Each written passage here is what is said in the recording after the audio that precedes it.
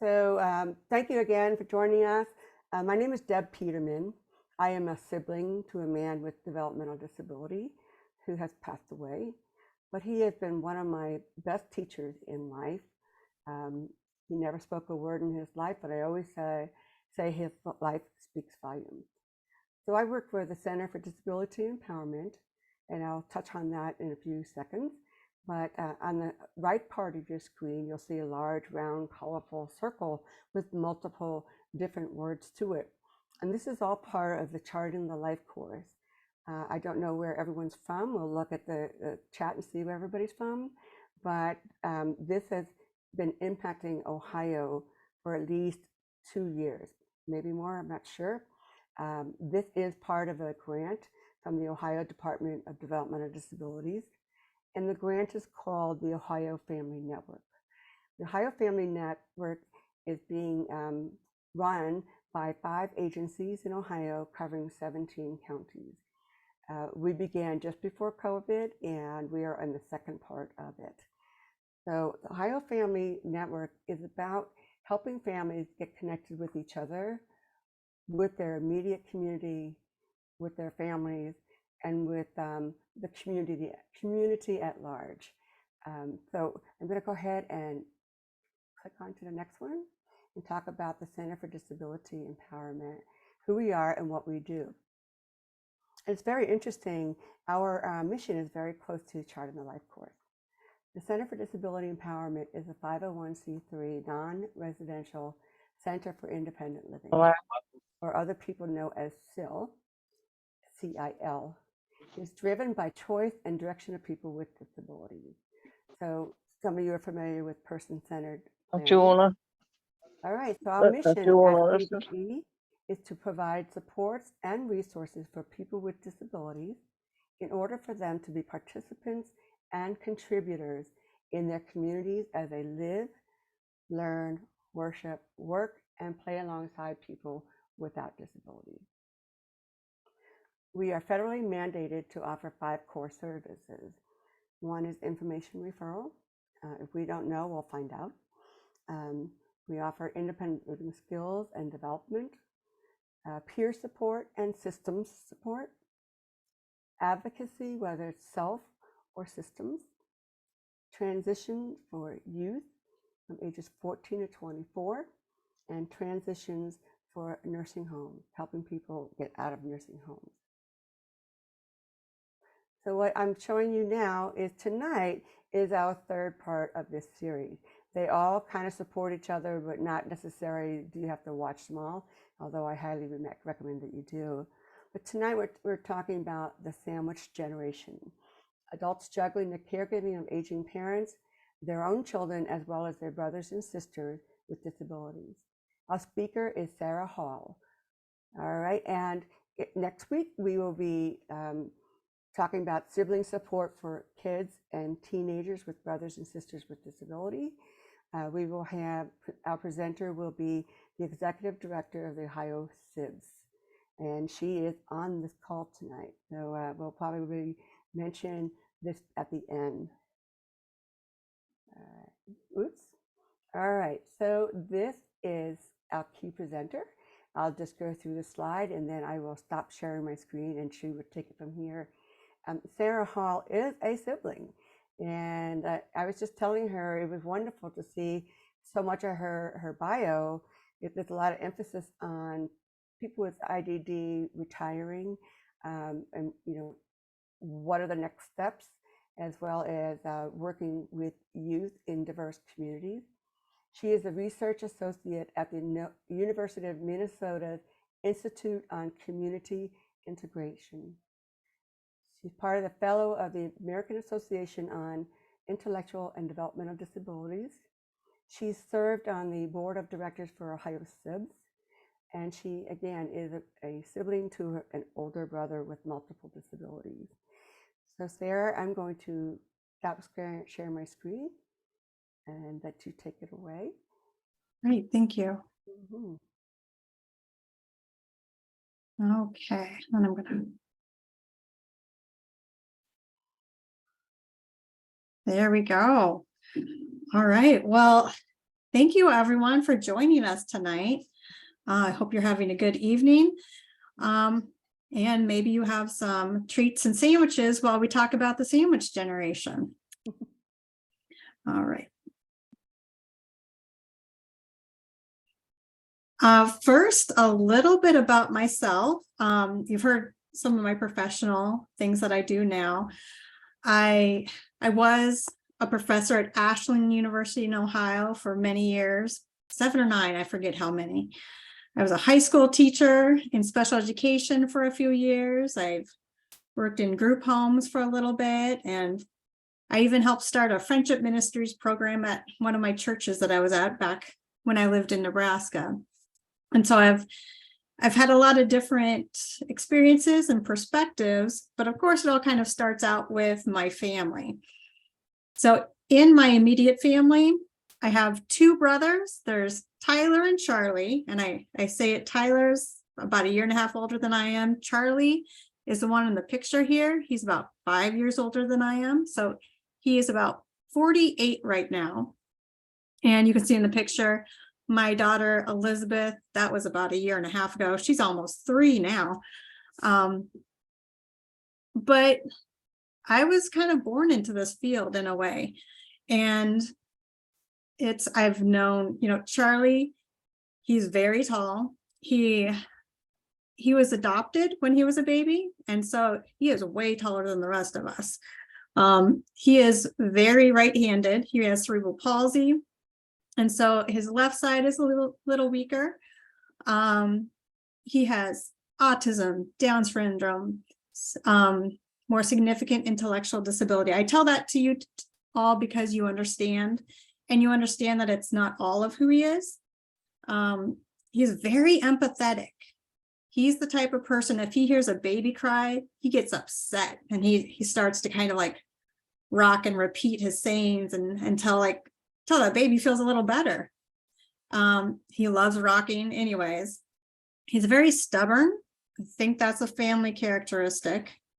But he loves to hum, and he is a person who has sung or hummed the same song for many, many years. It's Silent Night, not just at Christmas time, all year round, Silent Night, all the time. When he had his tape player, he would play it again and again and again.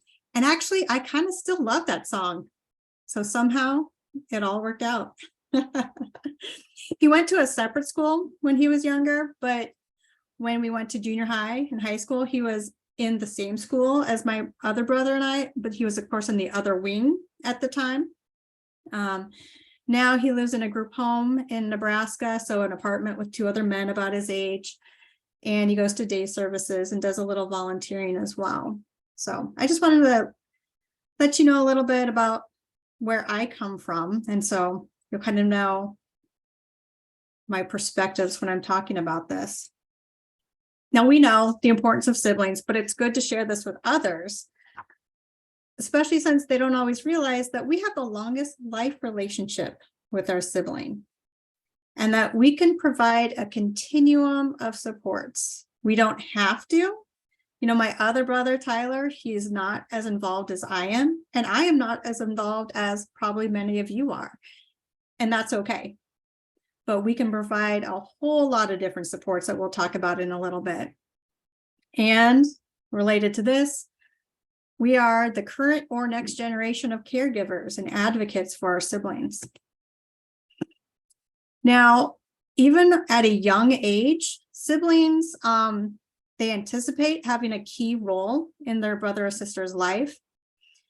And a lot of people want to be more involved, but need more information, more networking opportunities, maybe with other siblings, other families, and the different supports as well. And especially now, I would say sibling support is needed because our service system isn't there. So we're having a lot of difficulty with staff, we're having difficulty with services, and so because a lot of people are still on waiting lists and other needs aren't met, we need to step up and be more involved.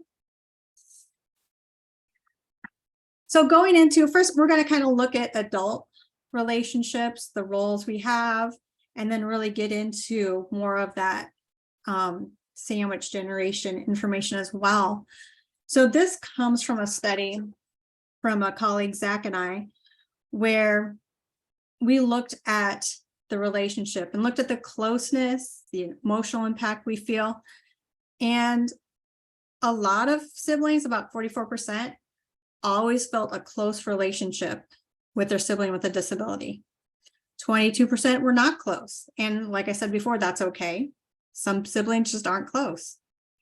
And then there's some who are closer when they're younger, but not as much now. Maybe they're closer when they're older.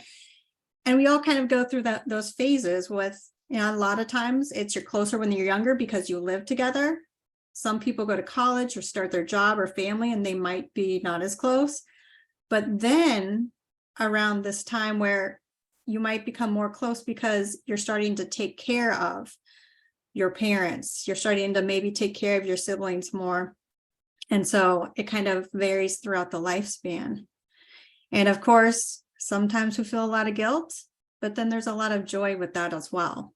And guess what? Especially dealing with some of these services, we have frustration, stress of what are we going to do? So we all experience it different because of the different contexts that we're in. Now, time and distance has been a big one throughout a lot of the stories I've heard and the research that I've looked at, where if you live closer, you're probably going to see them more. You'll have more opportunities to develop that closer relationship. And even just spending more time together, even if some of the time is in caregiving or doing the practical things day to day, that does bring you together. You do get those interactions and get to know your sibling a little better. So depending on how much you have and how close you live, that'll affect your relationship. And then, of course, there's personal characteristics. Now, some siblings, like my brother, communication is very difficult. And so, and I live in a different state than my brother, and he doesn't talk on the phone. We might be able to do Zoom or something right now, video conferencing. But then also, he's never had like a discussion. He's more of a, question answer kind of guy. He doesn't ask you about your day. He doesn't tell stories. It's more of a yes, no, or what'd you have for dinner? I had this. And so it is a little more difficult sometimes. Social skills, behavior, those can really affect relationships, can put stressors on relationships or support them depending. And there has been research that shows different actual diagnoses, like having ASD or autism versus maybe having Down syndrome. Sometimes with autism, you have, kind of challenges with social skills, or maybe you have challenges with behavior or something like that. And that could be a little more difficult on relationships. It doesn't happen all the time though. And even the reciprocity. Family dynamics. We know this more than others. So it could be parents not letting you get involved. It could be parents assuming things. It could be you and your siblings kind of not agreeing on different things. Or maybe everyone thinks that, oh, Charlie should do this, but then Charlie says, did you listen to me?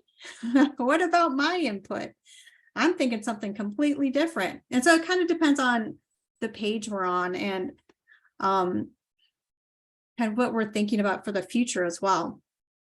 And then, of course, availability, quality of professional services. Are those services accessible to us?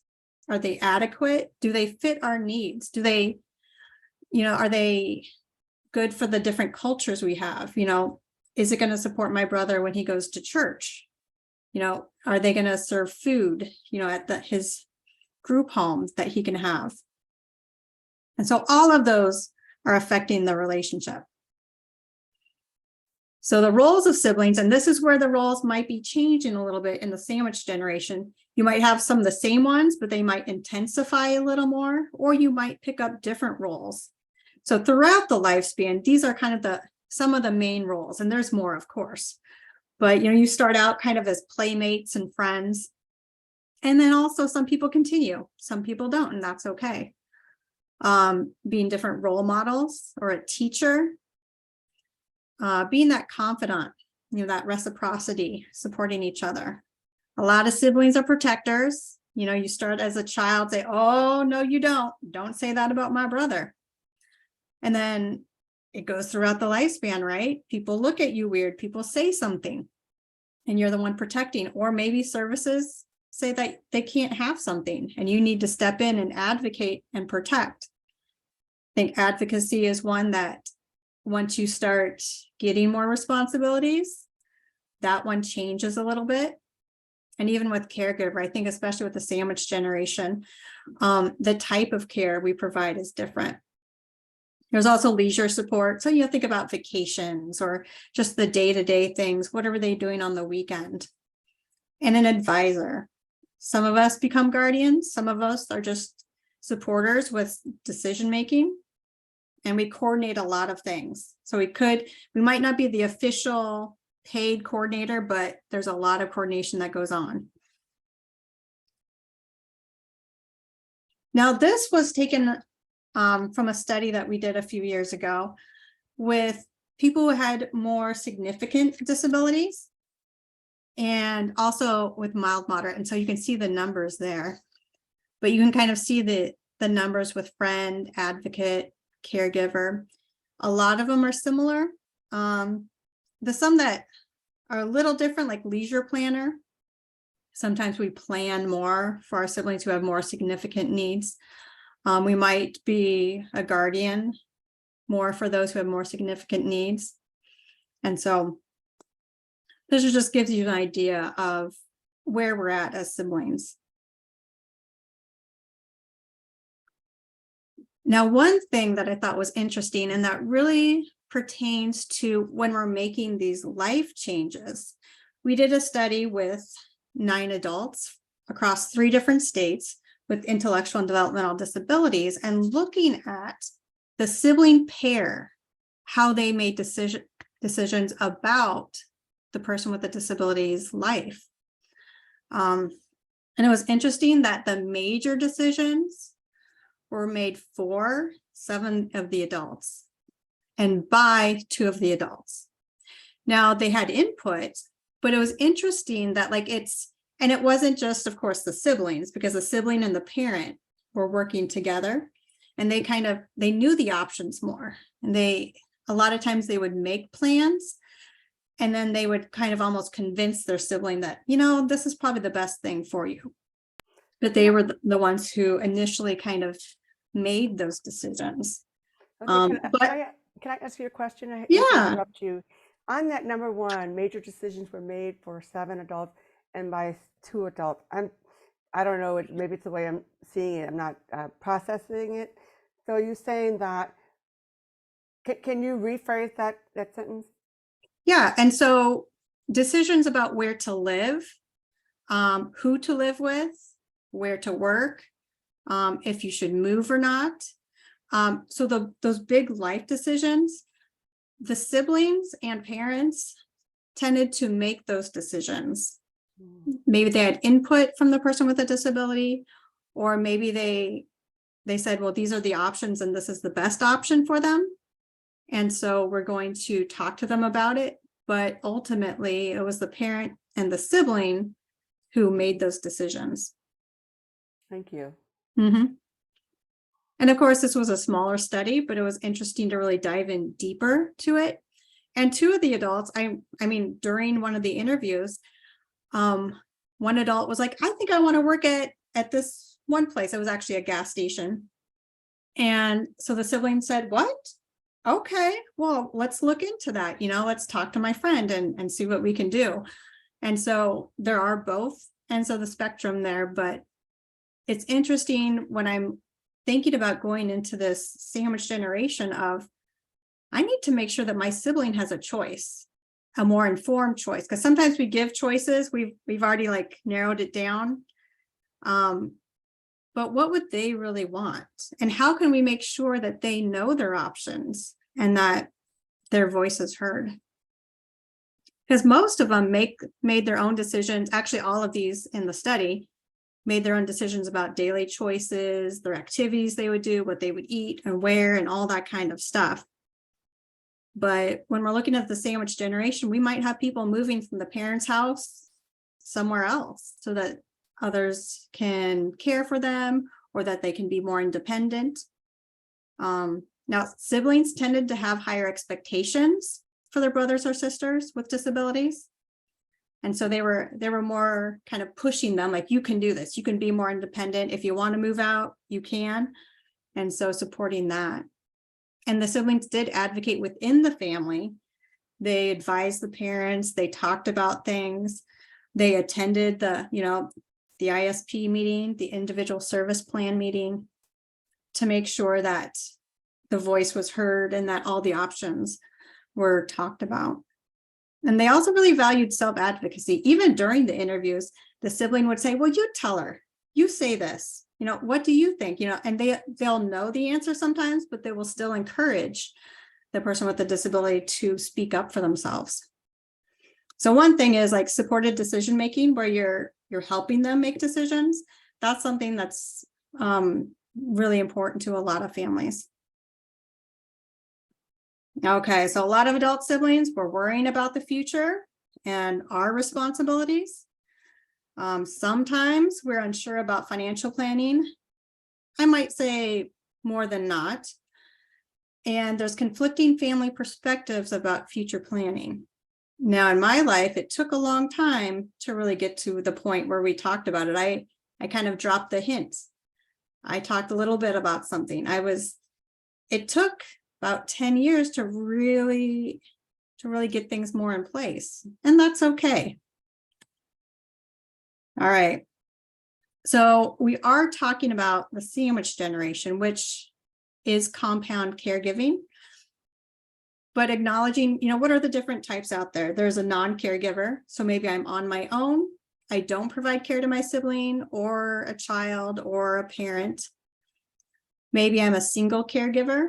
That could be me just taking care of my child, or if I don't have children, me taking care of my sibling, or it could just be me taking care of a parent.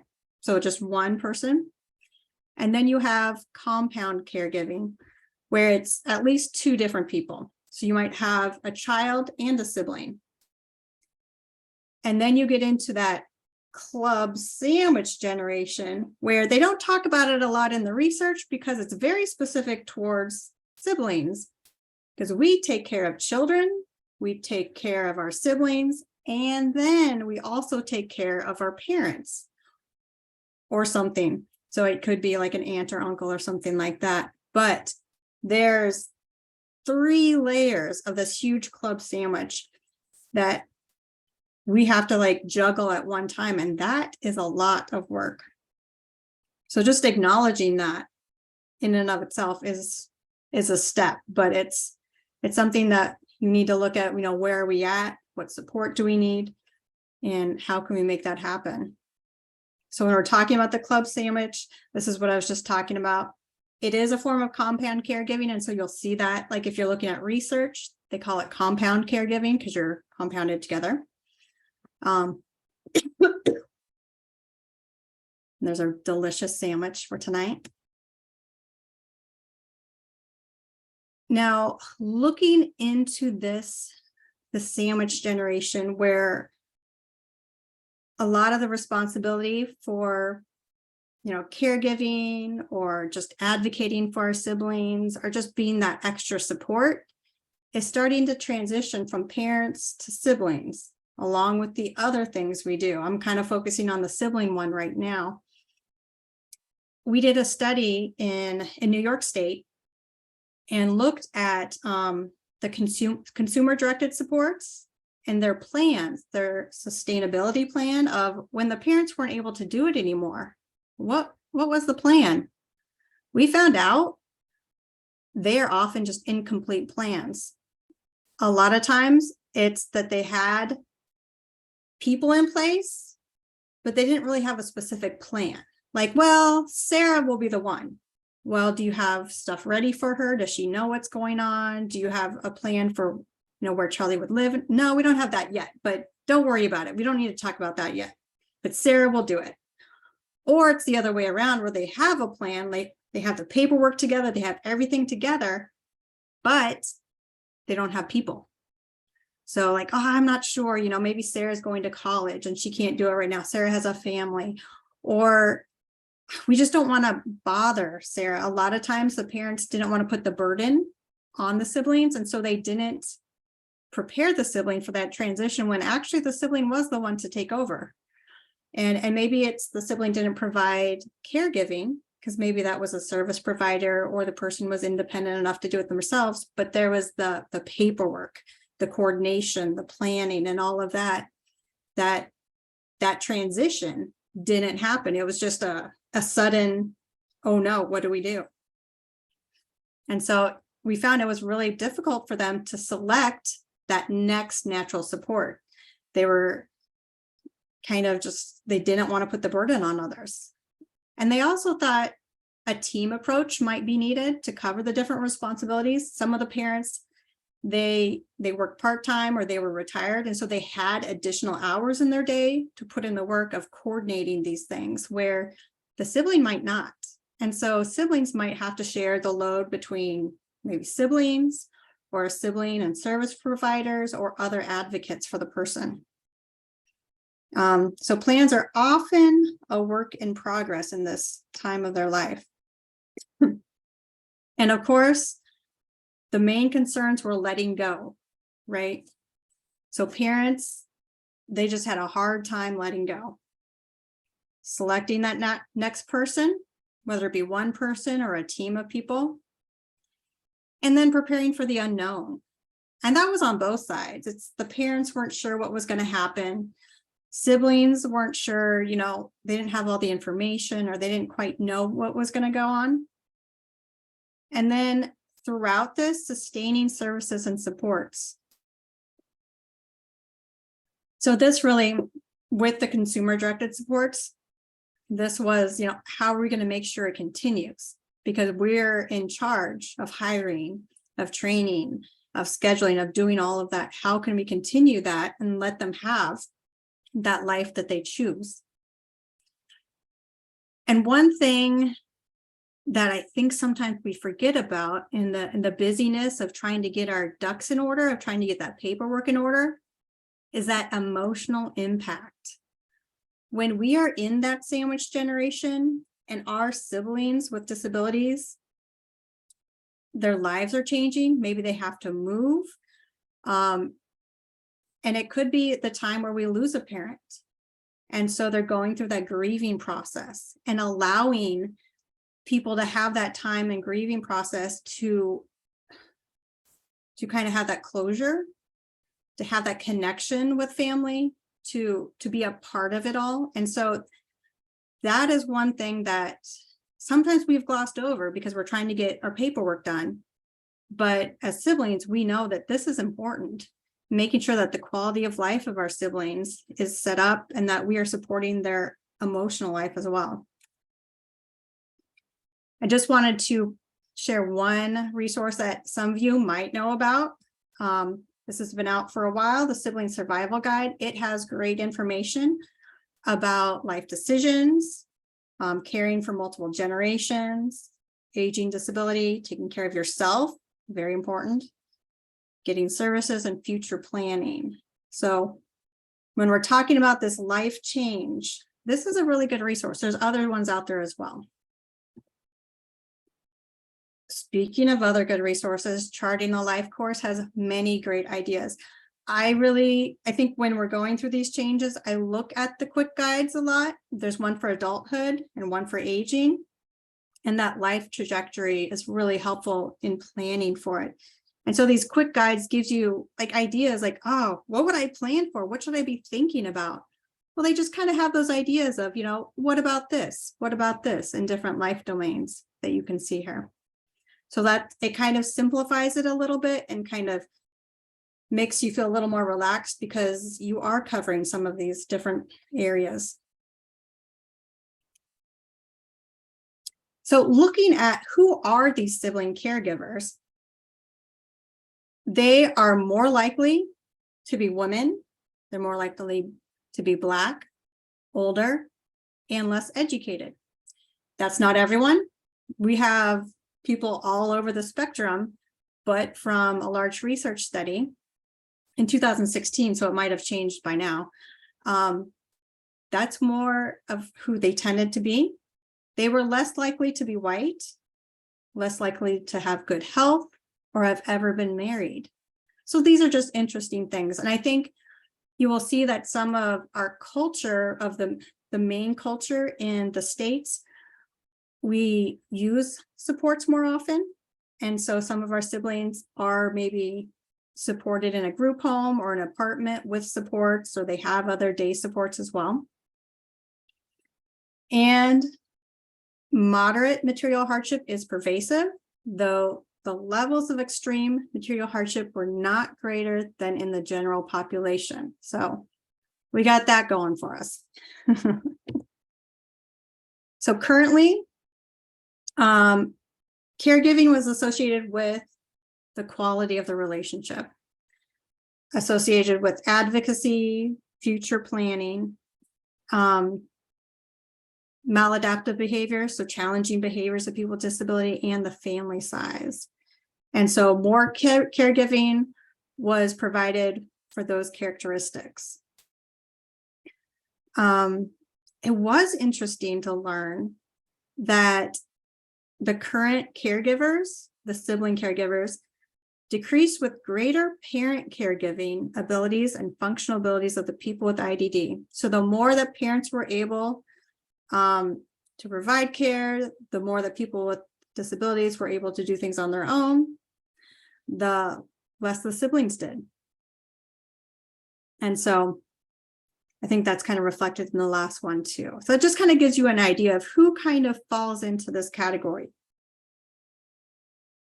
Now, looking at compound caregiving, so they surveyed 86 siblings, and 77% also cared for their own children. So sibling and child. 11% was sibling and parent. And 12% was their sibling, their own children, and parents.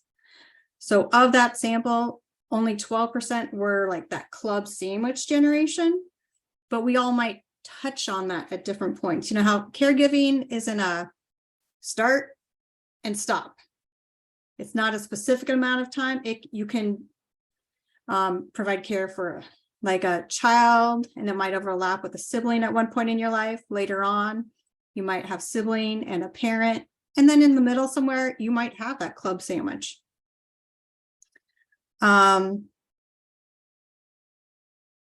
So sibling compound caregivers, so the ones who are taking care of at least two different people, were more likely to engage in advocacy and future planning, have more positive relationships with their brothers and sisters. I found that interesting as well. So looking into why people become caregivers, besides you're the only one, you got to do it, but the motivations that somebody wants to be is really partially the cultural meaning of caregiving. There are some cultures where it's just expected, no matter what, if you have a disability, if you don't have a disability, that's just how we do it. And I would say our culture in the States, we have one of the most individualistic cultures. And so a lot of times we might use more services because that's our culture of we are independent. We're making sure everyone is leading their own lives. And so there's a little difference in that. And of course, family expectations. You might have known throughout your whole life that you are going to be the next caregiver or the next advocate or just support, and the different circumstances we land in. And future planning. So when you have a clear future plan, when you understand what you're getting into, when you feel comfortable with what you're getting into, you're more motivated to do so. Sometimes by disability type, and the significance of the disability. A lot of times it'll depend on the relationship you have with your sibling, your financial resources, and the community resources as well. Characteristics of our siblings.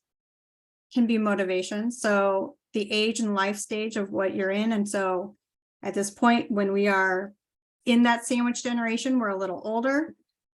That's a life stage where our siblings are more likely to get connected with caregiving with us. Gender and birth order. So if you're older, if you're the oldest of all the siblings, you would be more likely to provide care. Employment status. Do you have time to do it? How close you live to people, what you think about caregiving, and the social support you have. So if you have that social support, the emotional support for yourself, you're better able to provide care or advocacy. Okay. Yep. I want to ask a question, or maybe it's a comment. I had always, as a kid, wanted my brother to live with me when I grew up. I always Right. thought I'd get married and they had to pass the brother test to see if they're going to be part of the family. And then his behaviors became too much. He had already been removed from the house because of behaviors. And we got to a point where we were just visiting with him on the weekends. He was in town, same location. But, you know, the way that I was part of his life was I became co-guardian with my dad when my mom passed away. And I would go to his, I think they call them in-home plan meetings, something like that. And so that much I could commit to having little girls at home. So, you know, it just goes back to the idea of where you are in your life, that phase. I just thought I'd mention that. Right. Yeah, and it does reflect another study, which is people's experiences, where a lot of siblings expected to be like the next guardian or caregiver, or they expected their sibling to live with them. But then later in life, that didn't happen because of the life situations, or because of, oh, there's supports out there that we didn't know about, or, oh, my sibling didn't want to. And so a lot of times what we expect to do doesn't always happen when we're thinking about this. So when siblings get older, sometimes life slows down and they have more time to reminisce, to talk about when they were younger. They spend more time together. I kind of picture sitting on that front stoop in chairs, drinking hot chocolate. And there's more of a focus on advocating for quality of life. I think as siblings, we tend to do that more throughout the lifespan, but right now it's like, hey, we're older now. We just need to have a good life. You know, I don't care about this, that, and the other. Let's just be happy and have a fulfilling life. Older adults are more involved in daily support with ongoing needs, and even supporting the grieving process. This happens more so, obviously, because, you know, our parents might pass away, our cousins might, our friends might, our pets might as well. And even grieving of, I had to move and now I don't get to see the people that I used to see, or I'm retired now and I don't see my coworkers anymore. There's a lot of different things that siblings come together, and this is a big role of theirs, is to support that grieving process, to be that emotional lifeline. And then, of course, with end of life planning, making sure that the person with a disability has the opportunity to help plan what they want at the end of their life, and they have that input instead of us saying what they should have for them.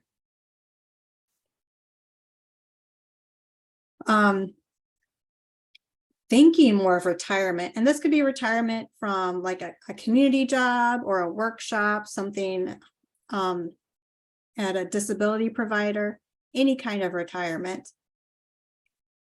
Around the sandwich generation is where we really think of, oh, retirement might be now, or it might be in the near future. People with disabilities, they may retire earlier in their life because they're at that point. A lot of people with disabilities and without disabilities retire a lot of times because of mobility or health issues. And so that could occur earlier. And so when we do retirement research, we start at 45 and on. And so in this sandwich generation, this is when we are preparing for retirement. We're talking to them about, do you know what it is? And it's scary because there's I have my friends at work, I have this life I know. And then if you just cut it off and there's nothing, what am I going to do? Am I just going to sit on the couch all night and not have any friends, not see anyone, not go anywhere? So there's a lot of just kind of that anticipation of what's going to be my life going to be like. And so looking into, what other things could you be doing? Getting them started in that beforehand, maybe cutting down hours of work and then filling that in with leisure activities if they want. So there's factors delaying retirement kind of includes like, okay, when you're in more competitive employment, there are people who are talking about, let's see, do I have my retirement funding all paid for? Have I met my goal? Am I at a certain age? Is my health plan all set up? I've heard that from people. But delaying retirement is, I'm going to miss my friends. And so there's a lot of different push and pull factors that our siblings are going to be dealing with that we need to kind of help them through and talk them through. And a lot of it, it's that health, mobility.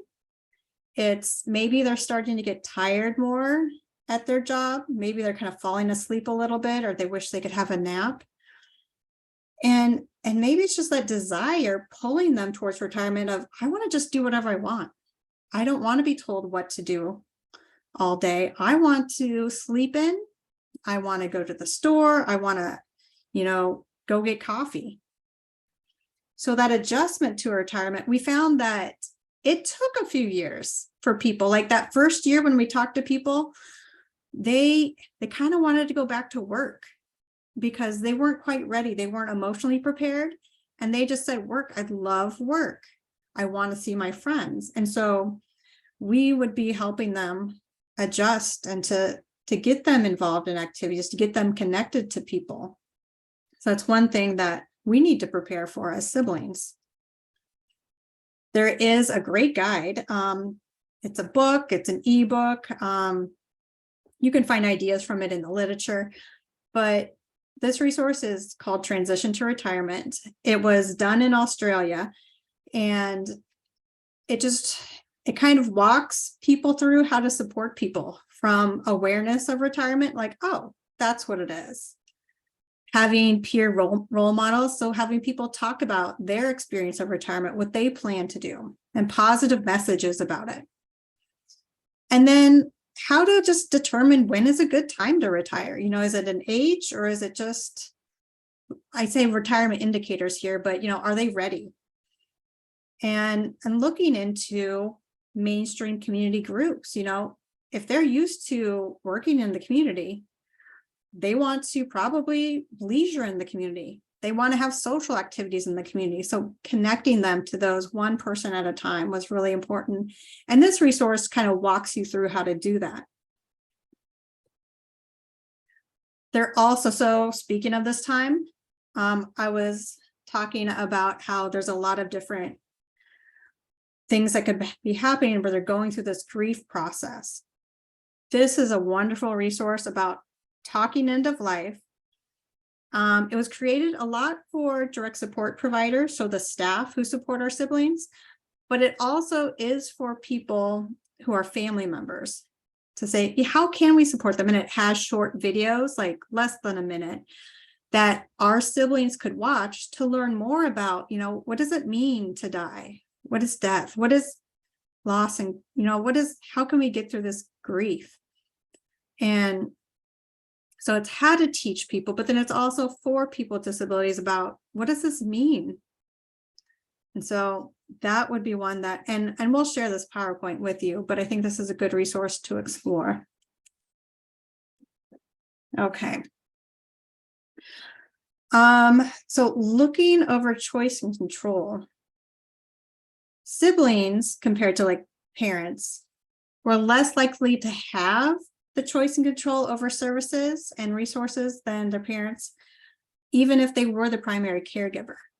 And so that's one thing where I've heard in other webinars and panels we've had where it's like, okay, I am the family member, I am in control, and we have to kind of really speak up more than maybe some of us are used to.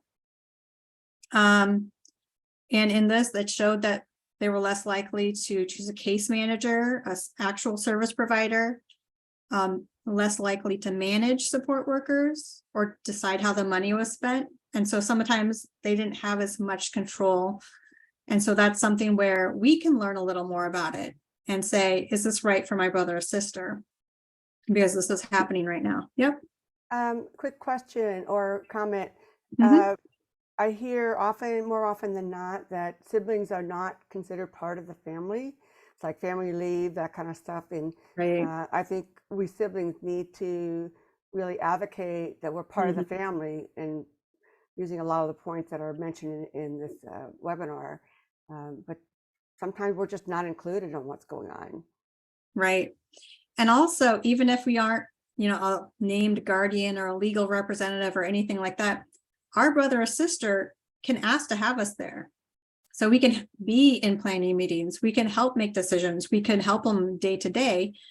We don't have to be named as like a legal guardian or representative to be a sibling, to support. Speaking of advocating, that's a great segue. So looking at this, when we're advocating with legislators, other people, things to keep in mind. Use those statistics. People love numbers, right? When you say that 90% or 80%, they think, oh, okay, we should listen. And sometimes we don't have a lot of stats for like sibling compound caregiving, or specifically the sandwich generation. So, but we do have, there's numbers out there about, sibling caregiving or caregiving in general. And so even if you don't have it specific to what you're saying, hey, caregivers in general, they feel this, they need, what are our needs? What are we missing? And there is one resource, Caregiving in the US 2020, that has a lot of statistics broken up into smaller little handouts based on a number of characteristics with race, ethnicity, older siblings, just different things. Excuse me. And so I think that would be a good resource to start with. And then with the statistics, with those numbers and catching their attention, then get that story. That story is what's really going to stay with them. They're going to say, oh, there's a need. And then also, this is the experience of Sarah. This is the challenges that she, faced. And this is why she needs whatever it is. And these are the benefits, not just to Sarah, but her family, society, everyone. And so looking at those stories combined with the numbers is really significant to really make change. And a lot of people don't talk one-on-one to like legislators. They might, I say, oh, somebody else will do that, or, oh, it's just one. But when you do, that makes a great impact.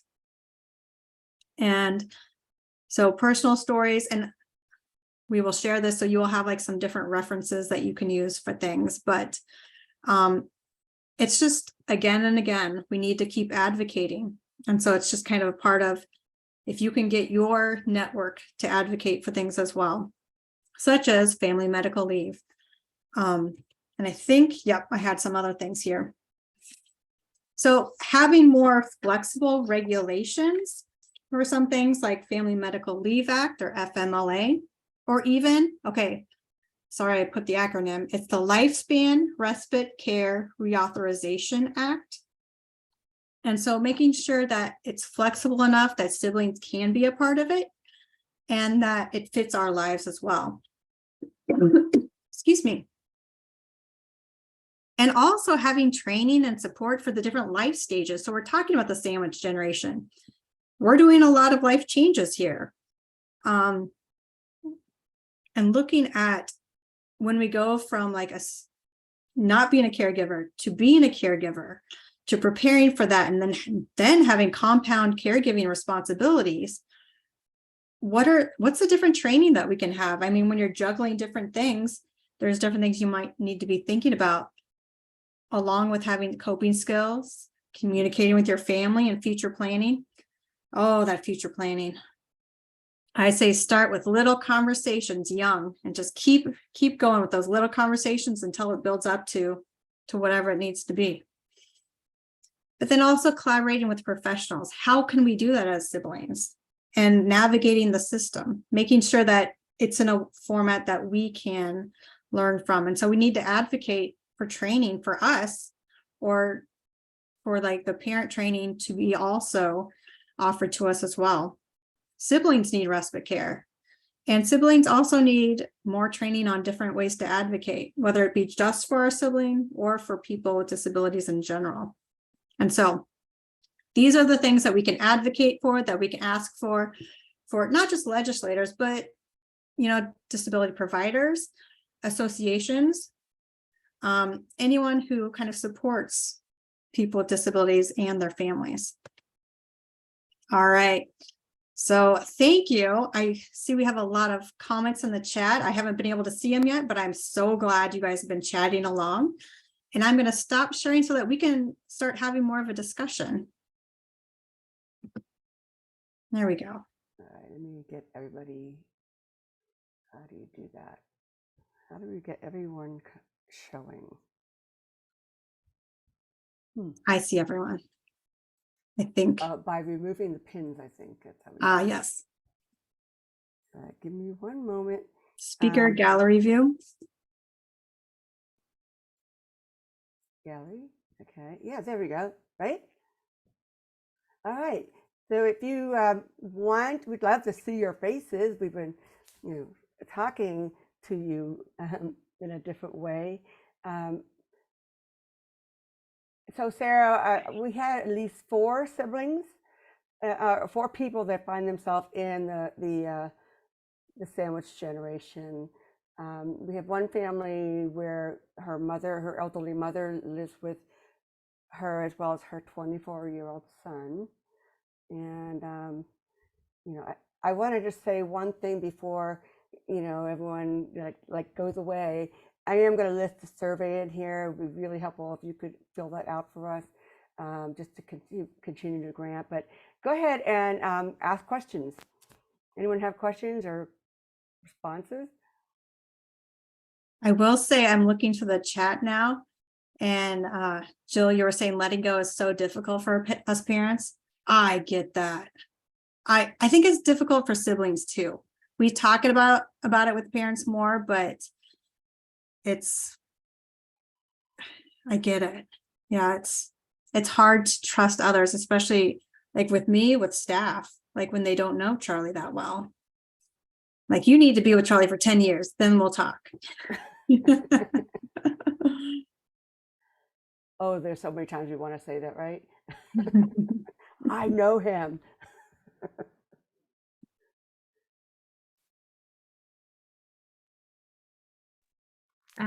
Sarah, you shared a lot of research here, and you're a researcher as well. And just from Ohio SIB's perspective, at least, how do you encourage people to get into research or study the sandwich generation or any other kind of sibling research? Because it's kind of tough, and it seems like it's a very small area of research currently, and because we don't even really know the numbers of how many siblings are out there, and it's just difficult to.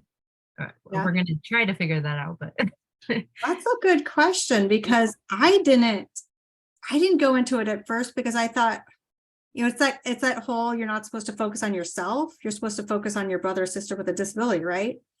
So I still do a lot of social inclusion of people with disabilities. I love that. But I thought it was selfish to talk about myself and other siblings, but I was like, oh, but it's for other people too. So then I started, but I think really connecting it to the importance, like, you guys, siblings are important, and talking about siblings, because I think there's a lot of siblings out there that don't say they're siblings because they're either just not an avenue out there for it, or we're so focused on other things. But I think just bringing it up more and talking about how important it is, and how fun it can be too. I mean, because you get to, like, a lot of siblings do research on siblings, not all of them, but to share the sibling stories with one another and say, hey, let's do something with this. Mhm. So I don't know. I'm sorry. Okay. Keep going, Diane. Oh, I have another question. Sorry. Yeah.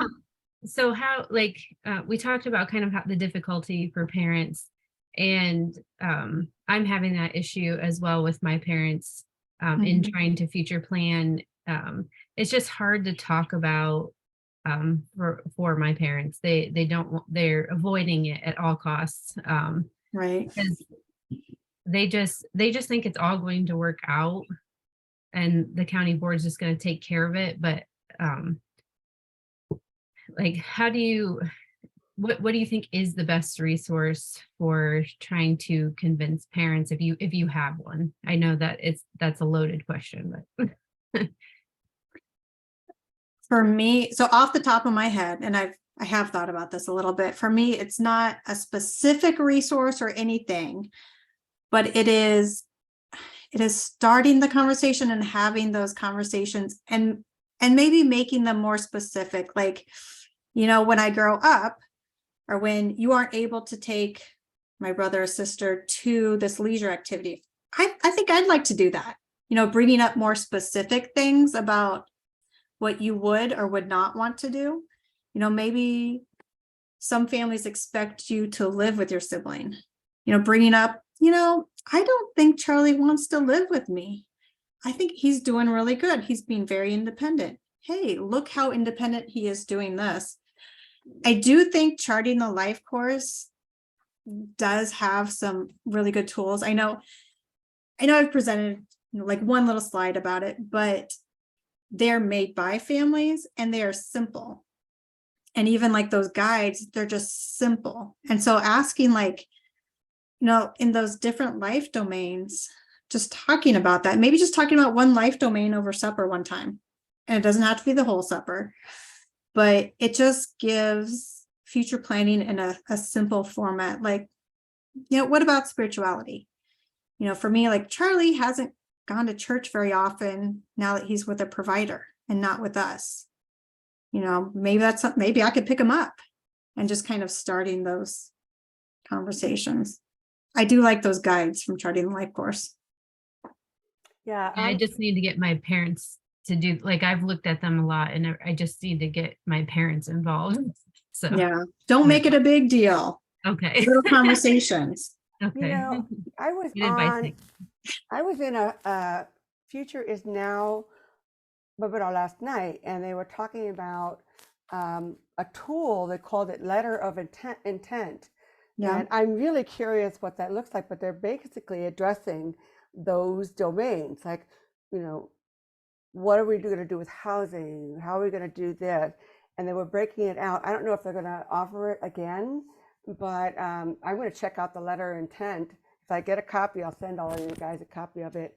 But it sounds like it's helping parents have that conversation as they reach their own retirement or they're considering the next phase. So the Charting Life courses are really easy because it helps you sit down and think and write. And then you go, oh, wait, there's one more thing. There's one more thing. Sometimes we just don't have the time to sit down and do it. But the tools are so simple that I'm willing to help anyone. There are all kinds of Charting the Life course webinars out there during the day, at night. So I'll add that as well into the email that I'll follow up with.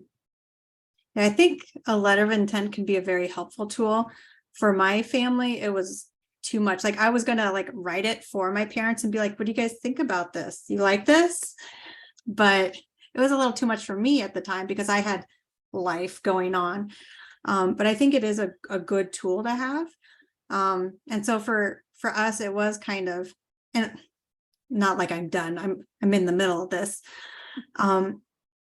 But it was those smaller steps. And I think you could do a letter of intent in smaller steps. Just kind of talk about one thing, like living Where are you going to live? What do you want? And if it changes, that's okay. You know, how do I want to be involved? That could just be, you know, a short conversation too. Yeah, and you know, if you reach one goal, pitch that and start new goals. But it's just really designed to help get people talking the same language with professionals and each other, as well as jogging your thoughts, problem solving. You know, where is that person at this point in time, and what does he want to do next? So it's a very simple process that really helps us siblings to have those kind of conversations. And I think one thing to keep in mind, because through my personal conversations, but through a lot of the research, I found that no one's ever prepared. Remember that research I shared where it's like somebody has a plan, but not a person, or they have kind of a thing, but you never, you know, people don't know the exact year that we're going to kind of, oh, here's the handoff. Here's what you're going to do and I'm going to do. And that's okay. It's okay to have ideas that are continually evolving because we're never going to be ready. Life is going to continually change and that's okay. And we'll just take it as it comes. Even though I think it has been scary for me for a lot of years. I've been nervous, anticipating different things. But now it's like, oh, you know, we kind of have a better understanding. Not everything's laid out perfectly, but we're getting there step by step, but there's never a perfect time. Hi, I just wanted to jump in here. My name's Aileen. I'm a sibling, and I am in a situation where I am my sister's co-legal guardian. My dad passed away in 2005, and at that time, my mom decided to make me, I'm the oldest of four, the co-legal guardian. And honestly, it's just been this month that I've learned of all these sibling resources, and I've been the co-legal guardian for all these years. So I've had the title, I've gone to the meetings, but I haven't really had to do a whole lot because my mom is alive and is my sister's primary caregiver. My sister lives with my mom. I'm fortunate that they only live about 5 minutes away, but I am very anxious about the future because my mom is my sister's primary caregiver, and that's been her role her whole life. And she will begin to talk about future planning, but I can tell she doesn't really want to talk about future planning. So I've been doing the slow hints over the years as well. Yeah. But I'm in a situation where I feel like the pace needs to pick up, but I don't think she's ready for that. And I'm just worried about something happening and then we don't have a plan. So I'm just curious how you have accomplished that. I mean, I know you're not done because like it's an evolving process, but it sounds like you have a situation where you live in a different state than your brother. Right. And I don't know if my mom, I think honestly, my mom would love if my sister lived with me, but that's not going to work for my immediate family. And I'm trying to figure out the best way to approach that. Like, I just wonder if we have very different ideas about what the future holds. And in that, I am in that club sandwich generation. I'm married with a daughter. And so, you know, and then my mom is having physical concerns that are becoming harder. So I've been having to intervene more with her care as well. And I'm very thankful for the resources that you all have shared. I'm having trouble making that next step. And I'm also having trouble getting the support from the SA. The SAs are great here in the county I live in, but they don't seem very knowledgeable. Like, me being a sibling doesn't seem like a focus, or like there's not as much in terms of resources for sibs that that has been shared with me. Like, I reached out to the SA and asked, and she wasn't aware of any at the time, so it's just like, I feel I have kind of felt on an island until this past month with all these resources. And I live in Delaware County in Palo, Ohio. One thing that kind of spurred a lot of action in my parents, and don't do this, but my grandmother passed away, and my dad is an only child, and so they had to take care of all her things. And when they did that, they thought, oh, okay, this, like, we need to update the will. I've been talking to them for so many years about that anyways. But that was an event in the life that really took our little conversations and created more action. But it could be something where, I don't know, it's talk about how you feel if you can. I know it's like you don't want to burden your parents, but sometimes we don't want to burden them. They don't want to burden us. And so things don't get said. So it's okay to say, you know what, I really feel nervous. This is where I'm at right now. It would make me feel better, to have some ideas, to have more of a plan. I know it's hard to talk about. And for us, I talked about it indirectly. Like I talked about like, oh, I was at a conference and I learned this. Interesting. What do you think? And I talked about it indirectly when my grandmother passed away, where, okay, these things happened, it's making me think about something else. And so, because I think sometimes with parents and children, it's hard for us to talk directly about when you are unable to do this or when you pass away. It's hard for me to talk about that with my parents. And so it's easier to use others as examples to get ideas. Does that make sense? Yeah, it does. But I think like sometimes with my parents are trying not to burden me, but it actually burdens me more. Sometimes as siblings, we try not to burden our parents, but then it might burden them more too. So I would be okay with telling them how you feel.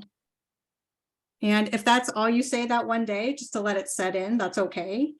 But so they know the importance of it, and then find indirect ways. Yeah. Thank you. Aileen, I work for the Center for Disability Empowerment. We cover Delaware County.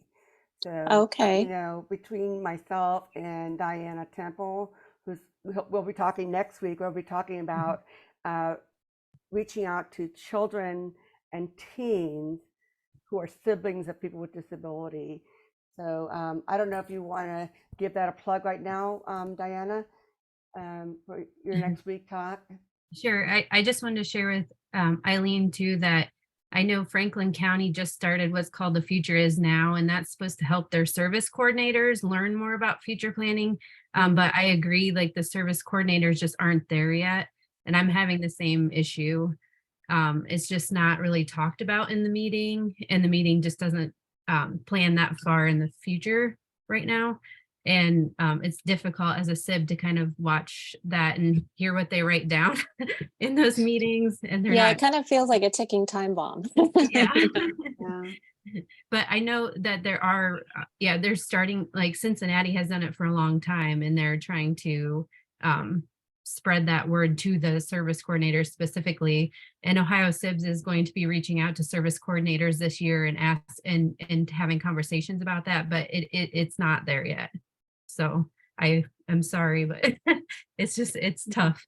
And so Deb has also, I'm going to be sharing next week about children and teens and what Ohio SIBS is doing to help support them. And I'm going to be sharing my personal story too, along with I'm going to be talking about SIB shops and sibling support. So please come or tell people that that siblings that would need to hear it. So. Yeah, it's almost kind of a paying it forward, if you feel motivated to do that. Aileen, this is a hard conversation to have. I didn't have the opportunity to have that conversation because my brother passed away younger than myself. So it's kind of, I don't know what that feels like, but just talking to other sibs, it's not unnatural. It's a normal feeling you have. You know, one other thing with the Chart of the Life course, if we use a trajectory tool, which is very simple, you know, this is you, this is your good life, this is not your good life. What is your good life? You want to be married, have a child, blah blah blah. But in that good life planning, the only way I'm going to get there is if I have a plan. So I could talk with you on maybe having a plan and how maybe to address that with your parent. We could talk about that, and you know, between Diana and I, you'll be sibling to death. Awesome. My sister's on this call. I wonder if she's still on. Kathy, are you still on? I'm here. You probably are in your pajamas. I've been right? sick all week, so I'm not doing video. Oh. Yeah. Jill, are you in Franklin County?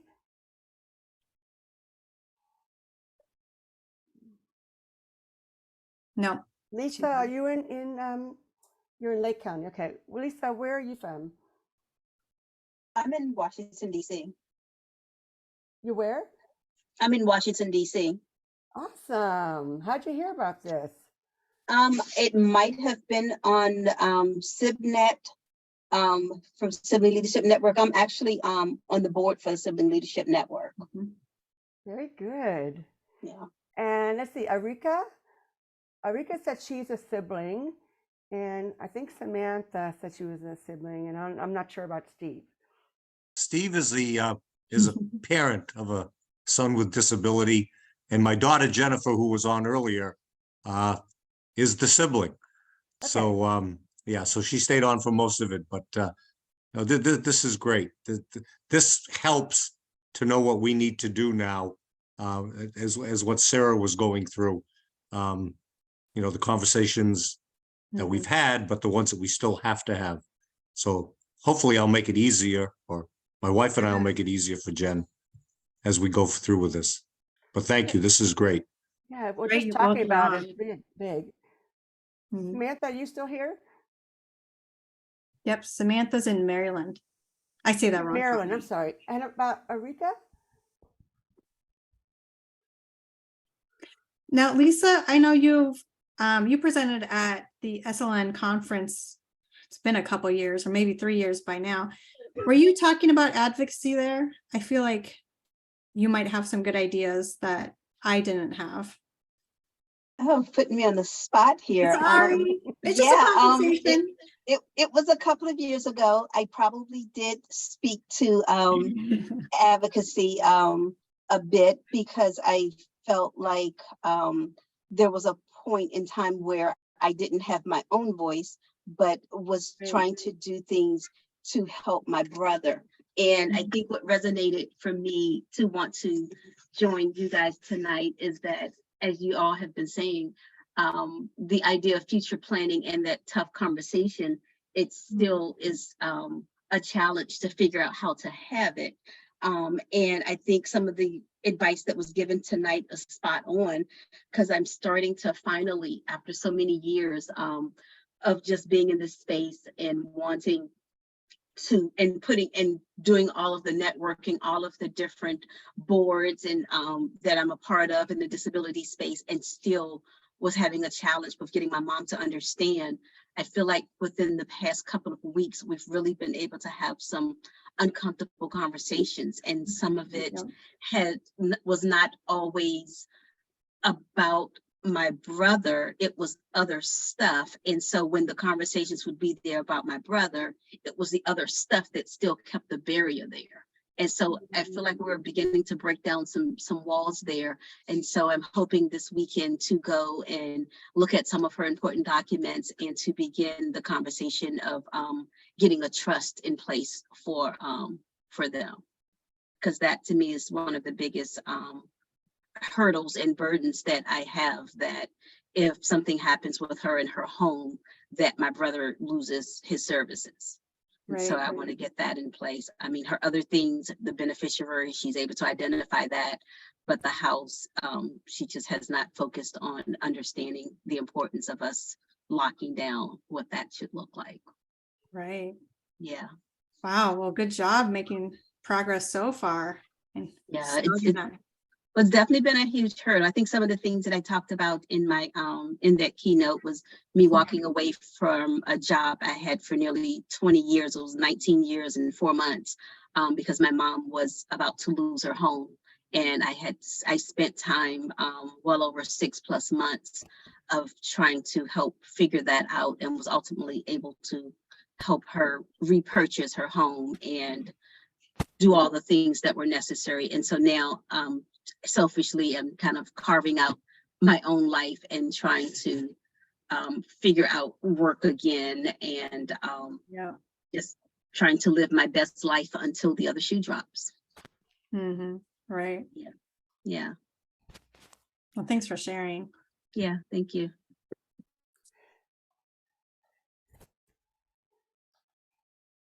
We have a little more time. Are there any other questions or experiences or anything out there?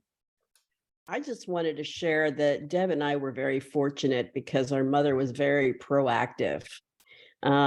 She really did, she passed away at a very young age from cancer. We were in our 30s at the time. And she, we both were married, families, we were in that throw of all of that. And she really thought ahead as best as possible, especially when she knew, that her diagnosis was probably terminal, to do as much as she could for us, knowing that my dad couldn't handle it. And I'm so thankful for that. And Deb, because of my life situation, Deb took more on as far as Rodney's being his advocate. And she took on that role. And my dad was more passive, even though he was there. But our mother really got the ball rolling, and we didn't have everything that there is now out to do there. But the fact that she started early on was so helpful for us. Wouldn't you agree, Deb? Oh yeah, I think she didn't have a choice. There were no, not a lot of advocates that would advocate for families. We're talking about, I'm 66, and Kathy's my older sister. So Yeah, she likes I to always rub say that that. My brother's the younger, but yeah, our lives as siblings were different as well. Our perspectives were different. Right. Yeah, I mean, even growing up when Rodney's behavior got really bad, my sister was away at college, so she wasn't seeing that. So, everyone's at a different place, but I'm grateful. When my mom was in the process of dying, she said to me, my brother had to be moved out of the house because he was so aggressive. But she said to me, I don't ask you to have him live with you. I ask that when you go see him, you make sure he's living his best life and look at the lives of the people he's living with. And that's the only charge she gave me. And I'm grateful that she kept it kind of vague, but she also knew me to know that I would take it on. Kathy, you look good for being sick. Oh, Right. But the advocacy on the sibling thing, I'm so thrilled that Diana is now directing the Ohio Sibs, because I feel like there's a momentum happening here to support her. And of course, she'll want, sibling support doing what she's doing, because we get it. We can tell our stories as crazy as they are. And, I mean, I was told by a counselor once that I had a high tolerance for inappropriate behavior. And I thought it was a funny thing I've ever heard, because you learn how to be with your sibling and all that mess that comes with it.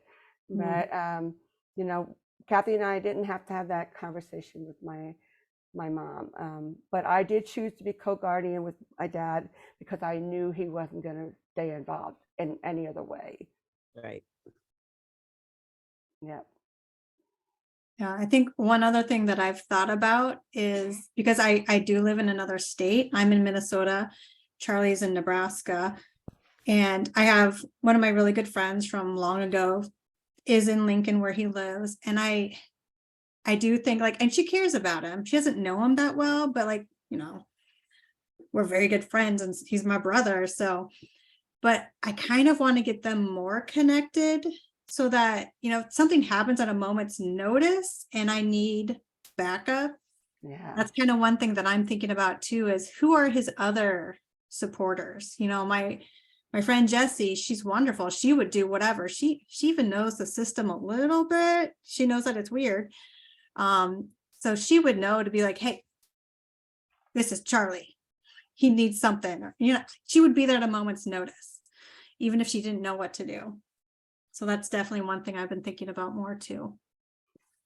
You know, last week we did a series on mapping relationships. So, you know, who do you care for and who do you care to? It's a different kind of role. And then the reciprocal role, you know, that we have in the family dynamics, whether we have them or not. But, you know, if anyone is wanting to learn more about that, I will be finishing editing that one. Barbara Sotheris, who's also a big advocate, well-versed in a chart in the life course and just life in general. She taught on it. So that's something, mapping, you know, it would be like me knowing my brother likes to bake. Well, maybe I can find someone where he could go bake, you know, like a chef place, you know, that's what they do. They teach people how to cook or bake, you know, so it's just mapping who he's in relationship with.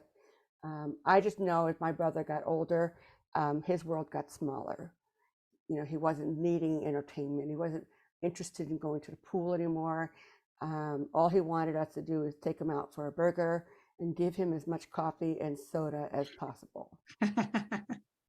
And I remember being frustrated because I wanted to do stuff for my brother, and everything I wanted to do because I thought this is what he wants was not what he wanted. And it took a step and we said, you know what? Serve him the way he wants to be served. And that's usually eating. And I'll tell you, just doing it that way took me off the hook to, okay, let's go where his peace is and his comfort is. And we did that until he was 50. And He I was see happy just driving through the fast food drive-through. Hand him the bags, he was in heaven. yeah, he was in heaven. Yeah. Right. So Elisa, you have a brother or sister? I have a brother. He is 52 now. Yeah. Is he your older brother? No, I'm the middle. I have an older brother, and then there's Michael. Yeah, and my mom is in her 70s and still has to work, unfortunately, to allude to some of the things that Sarah was speaking to earlier. So I worry about her because I see the decline with her and see my brother, and he has behavior challenges that when they hit hard and aggressive, but and then things will calm again. But and he's a grown man. Yeah, exactly. You know? And my mom says things like he's going to school. Like it's hard for her to turn that off sometimes. Mm-hmm. And it gets to a point where Michael calls me mom because I'm the one that's there making sure that he has what he needs and advocate, even if it's against my mom, to make sure she recognizes that he is a man. Yeah. Mm-hmm. Yeah, I think professionals really need to know that we're the oldest friendship our siblings have. And I think we just need to really voice that our opinions matter and our concerns matter, and have us be part of those planning meetings. You know, Yeah. I'll tell you, after my mom passed, I started going to those in-home planning meetings, and I remember the first one I left. It was kind of like the IEP, you know, school. I left and I cried in the car because I thought, this is what my mom has put up for years. We're only talking about all his negative stuff, and they want him to be there because of his choice to be present. And I'd always say, he is nonverbal. He cannot defend himself. This is wrong that you are only talking about bad stuff that he does in front of him. but so that kind of advocating has to happen as well for their dignity. Yeah. Right. Yeah, and I'm on a human rights committee for one of the provider groups that my brother received services from for that exact reason. When things are laid out in paper, there are a lot of times that the paperwork isn't documented right, or the individual has signed but doesn't really understand what it was that they're signing. And so I try to help make sure that those documents are what they should be and ask questions where things are not there. Like if they have like a one-to-one support person, but then they're signing saying that they understand, and then there's all these behavior things there. It's like, okay, wait, now who's speaking? Who was his voice at the table? Yeah. So yeah. Is your brother verbal? Yeah. Oh yeah, my brother is verbal. Yes. Yeah. Yeah. But, that aggression as a man, it wears you down. Really. Yeah, and I see the difference as my mom is older now, where I see where if I'm on the phone and she's calling because there is something escalating, I can tell that she won't say that there's a level of fear, but I could tell that her tone is more bargaining with him than it was 5 years, 10 years ago. Mm-hmm. So yeah. It's like my mom, before my brother moved out of the house, and he moved out when he was around 20, maybe 19 or 20.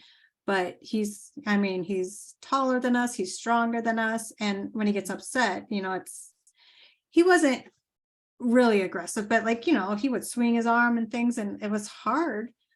And the provider was like, can he handle it? Like, just say you can't handle it. And she's like, I can't say that. It would be like that like if you say it, it's going to happen. And she had to be there for him. So she's not going to admit that she can't handle this, because she's got to stay strong no matter what. Yeah. I asked Diana if she would talk about the SIB talk. Can anyone join those virtuals? Yeah, I'm trying to pull up the link really quick. Okay. We have SIB talks once a month through Ohio SIBs, and Lynn Calloway, who is also a Charting the Life course ambassador, is going to be running those SIB shops. And then we have like virtual talks once a month, and then the next month we'll have a presentation, but we'll also have discussion after it as well. And we have we're still getting some things in place, but we have all of the topics up, and it's on Eventbrite. It's on our website, but I'm trying to get the link up here real quick. And Lisa, where do you live? I'm in Washington, D.C. You're in Washington. Okay. Yeah. I'm glad you're not closer, but at least it's virtual doesn't stop a SIB from attending things. Yeah, that's the one thing that unfortunately the pandemic has done. It created an opportunity to connect with a number of SIBs. Yeah. all right. Thank you so much for putting that up there. I will add that information in an email that I'll send you guys once I get this all edited. And I lost my picture of everybody. Okay. All right. So it's 8 o'clock. Speak now, forever hold your peace. I just want to say thank you for everyone just for sharing and asking questions and telling your stories. And I think this discussion's been really nice. Yeah, this was great. Thank you guys. Yeah. Thank you. Yes, thank you all. This is wonderful. Appreciate the help. You're welcome. I love we have parents and siblings here. That's wonderful. Yes, it is. Definitely. At least you're proactive. Yeah. Right. Yeah. Trying to be. Well, so I thank you so much for doing this, Sarah. She was also on our panel, if you guys missed that, on February 2nd. That is edited. That's ready to go. So I'll add that to the email too tomorrow. But I appreciate Sarah, first of all, being a sibling. Our stories may not be the same, but our journeys are very similar. So it's like parallel journeys. And we get it when inappropriate things happen, or when things are funny, or when things are very painful.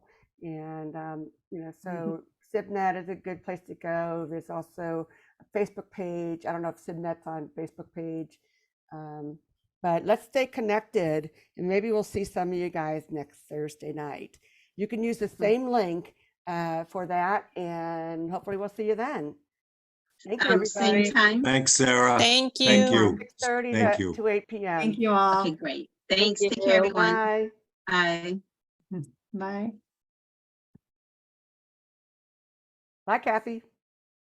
All right. Any follow-up I need to do, or are we good? No, I got you covered, All and right. I will bring all of these things. Kind of a quiet group. We had 14, I think. Yeah. So thank you so much for preparing to do this, and hopefully you'll be able to present it again, maybe with Diane. I know you've done that for Diana, right? Yep, with Ohio Sibs. So Yeah. done it twice now. Yeah. I'm gonna let you go. All right. Your baby's probably asleep, which is good. Almost. They're probably waiting for me to say goodnight. Oh, thank you so All much. right. Well, thank Blessings. you. All right, bye. Bye.